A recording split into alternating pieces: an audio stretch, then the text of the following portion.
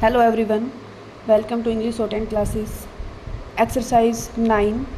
Get ready for the dictation. Start.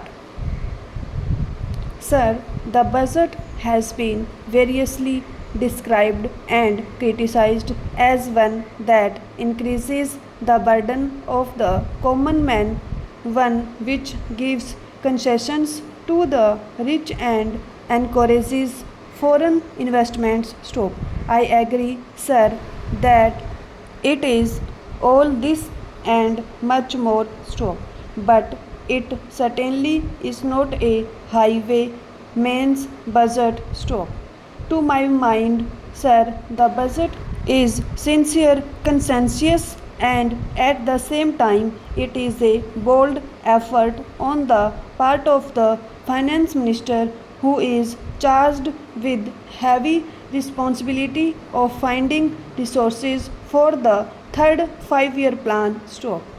This plan, to my mind, sir, is not at all ambitious in view of our needs. Stop. It may be looked upon as a rather heavy demand, but looking to our needs, it is not very ambitious. Stop. Sir, the fact that even the considerations of the coming general elections could not delect the finance minister from the course which seemed to him necessary and proper should earn him the appreciation of every right thinking man. Stop.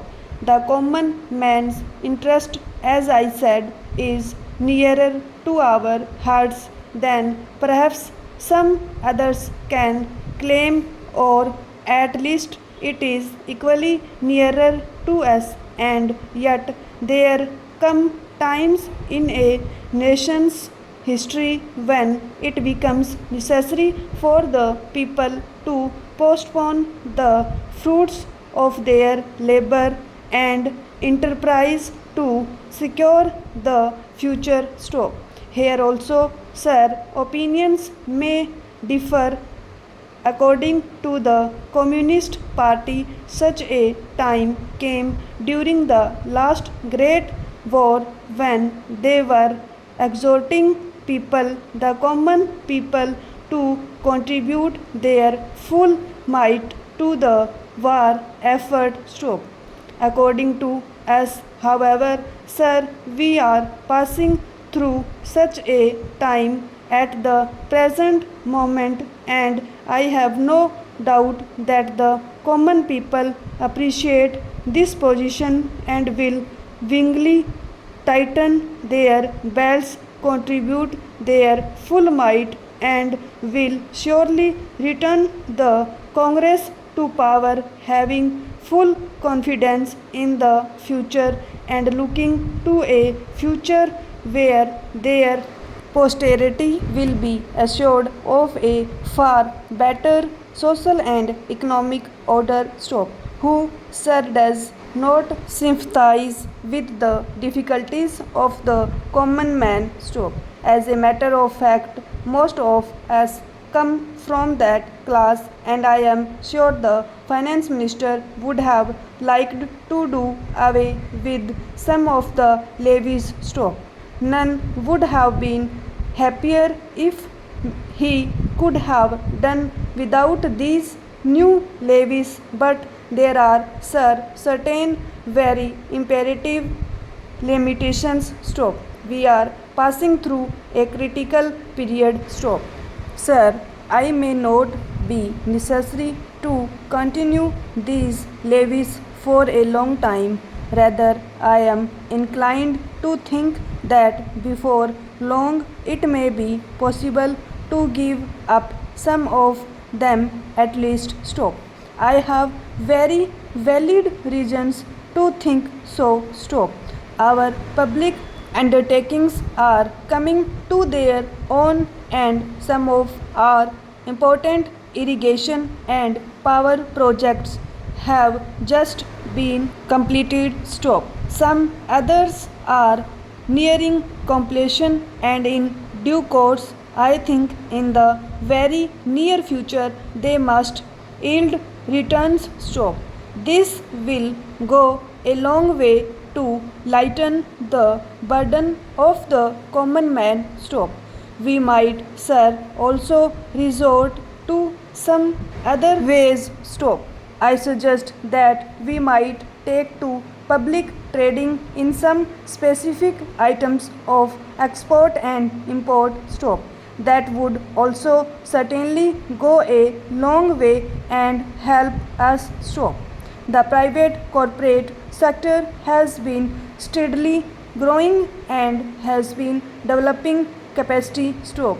It is sure to benefit from all these present concessions and develop greater capacity. Stop.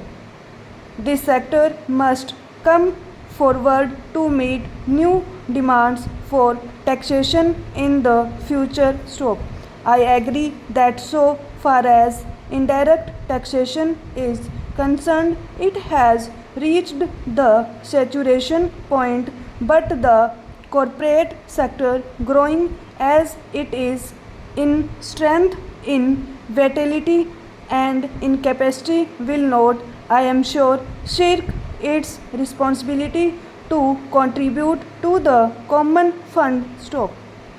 I wish share the committee which had been appointed to go into where the additional national income had gone had entered upon its labors a bit earlier and had made its findings available to us. Stop.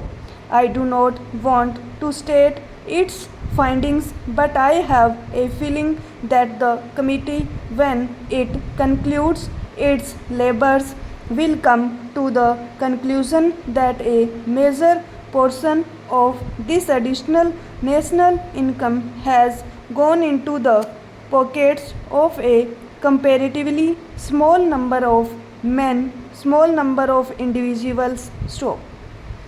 And it is they who must in future contribute their share to the country's taxation needs, because the profits they have earned are not all due to their own efforts and enterprise only. Stop. To a very large measure, they are the result of the economic policies of the government and due to certain other circumstances to which they did not contribute anything. Stop.